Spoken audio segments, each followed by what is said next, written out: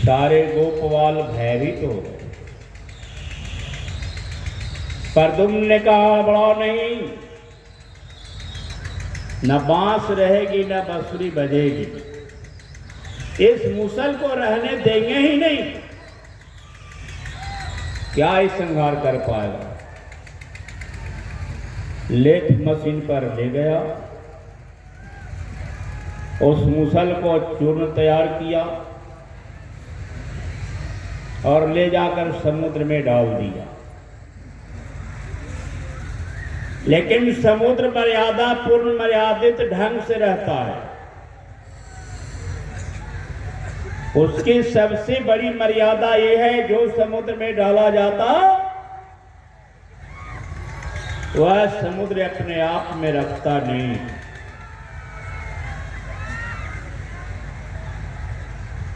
सारी कण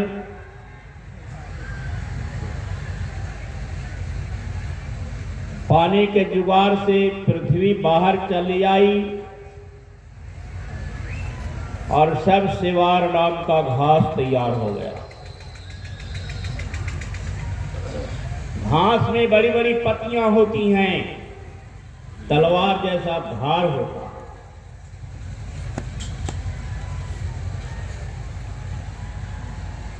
एक छोटा सा कण मछली निगल गई थी। जिस मछली को व्याधा ने पकड़ा था, जाल में फंसाया था, वही मछली फंसी थी। व्याधा जब घर जाकर मछली की पेट फाड़ा तो खूब सुंदर नोकीले चमकीले लोहा का कण निकला।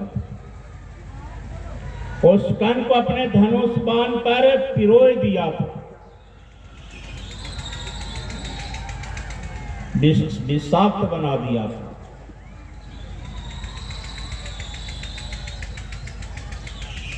देखो संत का आर्ष वचन कैसा होता है। संत की मुखार बिंद से जो वाणी निकल जाती है, उस वाणी को भगवान को पूर्ण करना पड़ता है। कभी वाणी अधूरा नहीं रही। संतों ने कहा है, इसी गर्भस्थ पदार्थ से तुम्हारा वंश का नाश हो। वंश में बाप से बेटा दोनों आते हैं। कृष्ण भगवान भी उसी के अंदर है। द्वारिकापुरी में आपस में झगड़ा हुई। सारे जदुवंशी कट मरे। 56 करोड़ जदुवंशी की संख्या थी उस समय, 56 करोड़। आज पूरे देश मिलकर 1 अरब पर गए हैं। बहुत ज्यादा त्राहिमाम फैल गया है। तो इससे अत्यधिक संख्या में पहले भारतवासी थे।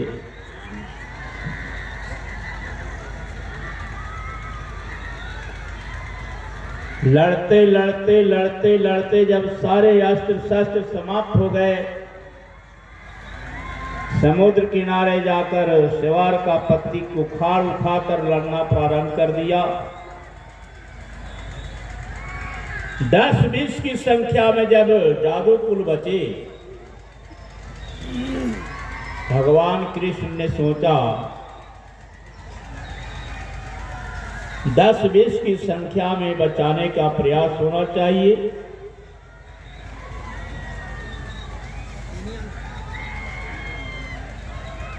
इसे बचाओ। चले गए जमुना किनार।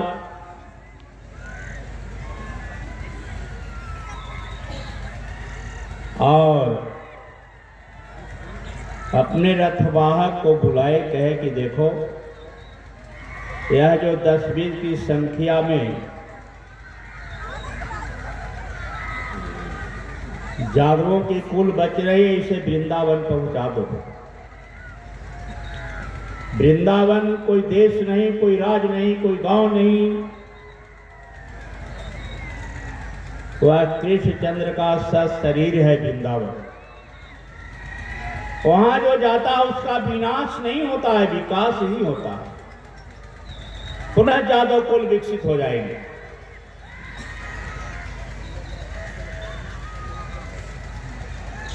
दारुक ने वैसा ही किया, बैठाया रथ पर और सबों को पहुंचा दिया वृंदावन। इधर व्याधा शिकार खेलने को निकलता।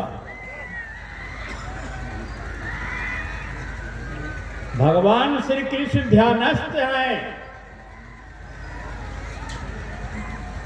भगवान श्री कृष्ण की तलवा बिल्कुल लालिमा पूर्ण थी, लचीलापन थी उसमें।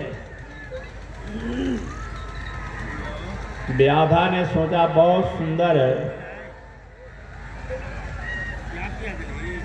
खरगोश मिला,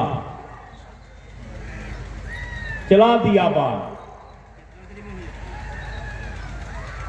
भगवान के तलवा में विषाक्त बाण लग गया, फैल गई पूरे शरीर में।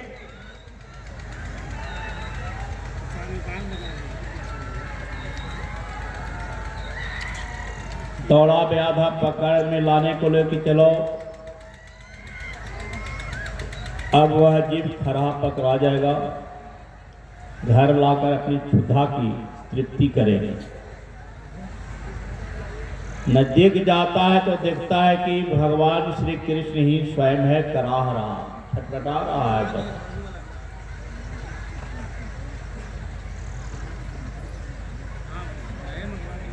पौधे से पत्ता कबाड़ा वृक्ष का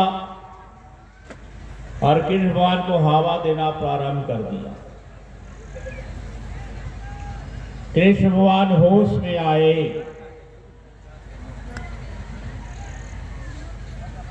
कहे कि व्याधा ये तुम क्या कर रहे हो?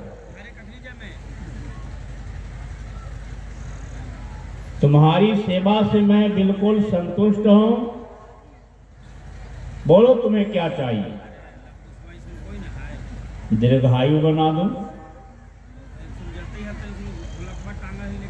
देवताओं का राजा धर्मराज बना दूं, देवराज इंद्र बना दूं, या बैकुंठ धाम भेज दूं, बोलो क्या चाहिए? व्याधा का महाराज, आज हमारा भाग्य उदय हुआ है आपका दर्शन।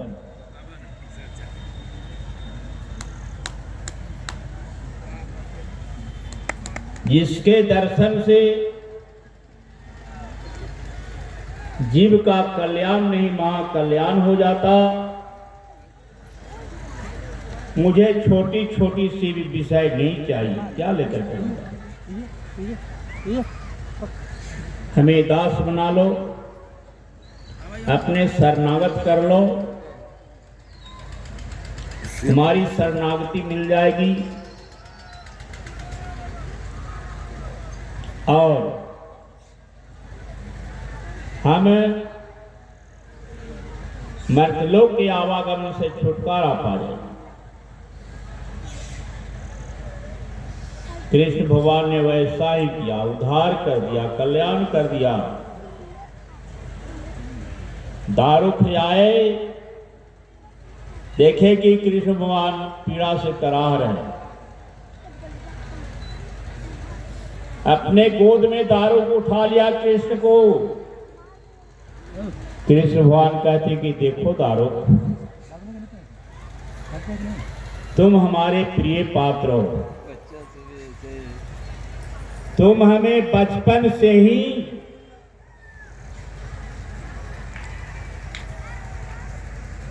रथ पर चढ़ाकर घुमाए फिरे। मैं तुम्हारे हाथ पर अपने पांव रखकर चढ़ा, तुम्हारे कंधे पर हाथ रखकर रथ पर चढ़ा, समय पूरा व्यतीत किया। बताओ क्या चाहिए तुम्हें? मैं अब जाऊंगा अपने धाम, यहां नहीं रहूंगा। धाम का परित्याग होगा। 136 बरस पूर्व गए। भगवान कृष्ण ने 136 बरस ही रहा।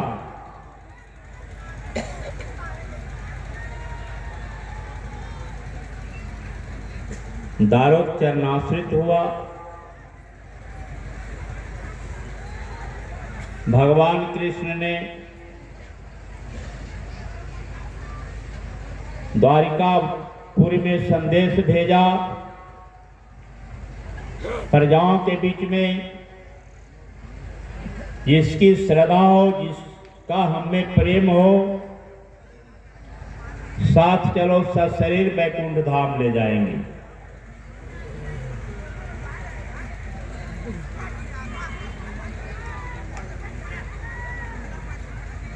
लोगों की चाहना ऐसी नहीं हुई।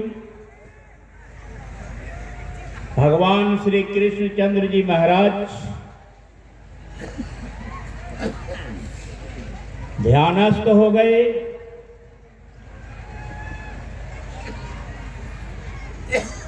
और अपने ब्रह्मांड से अपनी आत्मा को बाहर निकाल दिया। चमचमाते हुए आत्मा शरीर से बाहर निकली।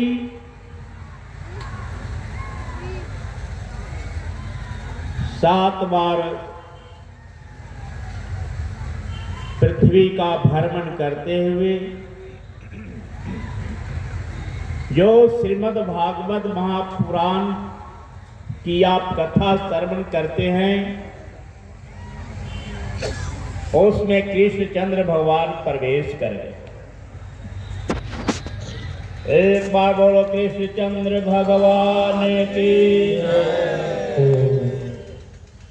प्यारे बंधु, यह भागवत पुराण कोई पुस्तक नहीं है, वह स्वयं भगवान श्री कृष्णचंद्र जी महाराज है। इसलिए कथा श्रोत्रियों का कानून बंधित व्यवहार होना चाहिए भागवत बनने का। भागवत का मतलब भगवान का।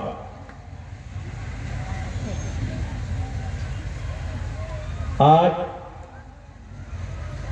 इस व्यास गद्दी की ओर से भागवत महापुराण कथा की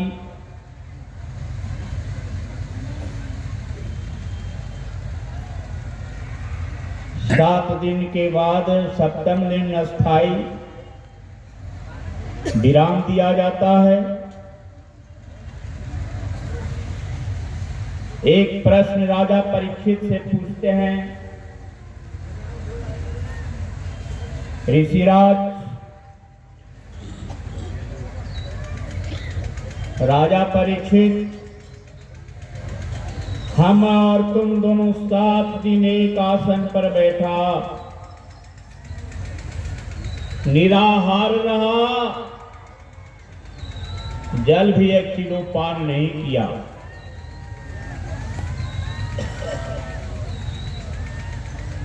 कथा सुनी, मैंने सुनाया, क्या आज तुम मरने वाले हो? एक प्रश्न। तुमने जो भी प्रश्न किया, मैंने सारी प्रश्न का जवाब दिया। मैं एक प्रश्न करता हूं, तुम इसका जवाब दो निसंकोच, बिना सोचे समझे। राजा परीक्षित ने कहता है, महाराज, यह आपका दास श्रीमद् भागवत महापुराण की कथा सुनी है। इस कथा के माध्यम से अमृत की प्राप्ति होती है। जो अमर हो जाता वह मरता नहीं।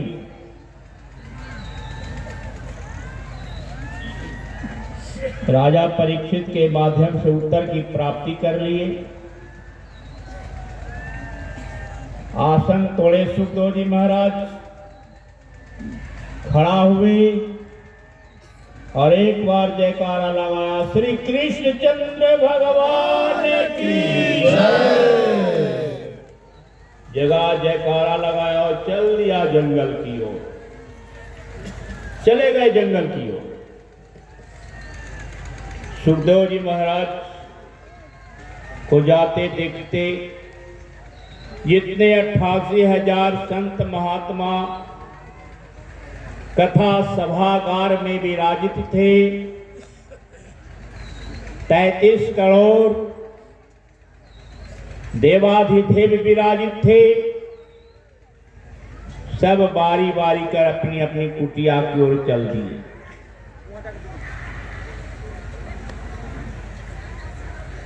राजा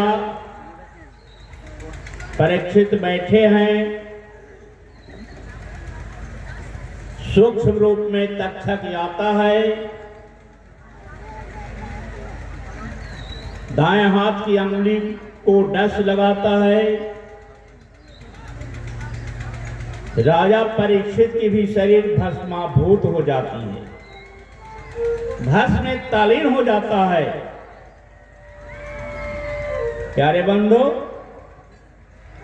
कथा की समाप्ति होती है।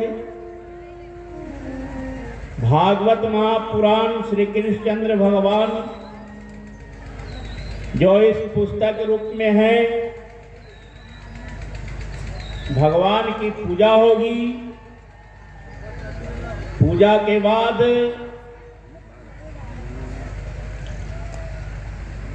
हम सबों के बीच में भगवान के पास भागवत को जाने की आवश्यकता नहीं होती है। आज तक यह नियम बना है, भागवत ने जब भी पुकार किया है, जिस रूप में जैसे किया है, भगवान ने स्वयं दौड़ता हुआ नंगे पांव आया। कहाँ पांव की पन्ही छूटी, कहाँ चादर पीताम्बर छूटा, कहाँ मुकुट गिरी। जिसका भगवान कभी भक्तों के लिए पहचान में नहीं लाया, नंगे पांव दौड़ा। आप सबों के बीच में भी भागवत महापुराण दर्शार्थी बनकर जाएंगे। आप सब यथा पूजनीय विधि की माध्यम से दर्शन अर्पण करेंगे। हरिओम शांति ही शांति ही शांति। चले, जब तक आरती की तैयारी होती है तब तक भगवान का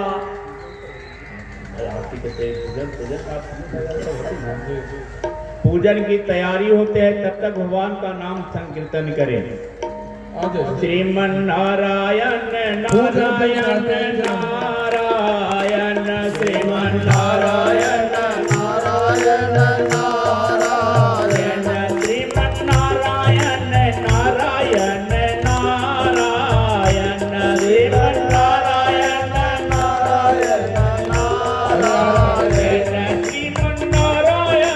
नारायण नारायण, श्रीमन नारायण नारायण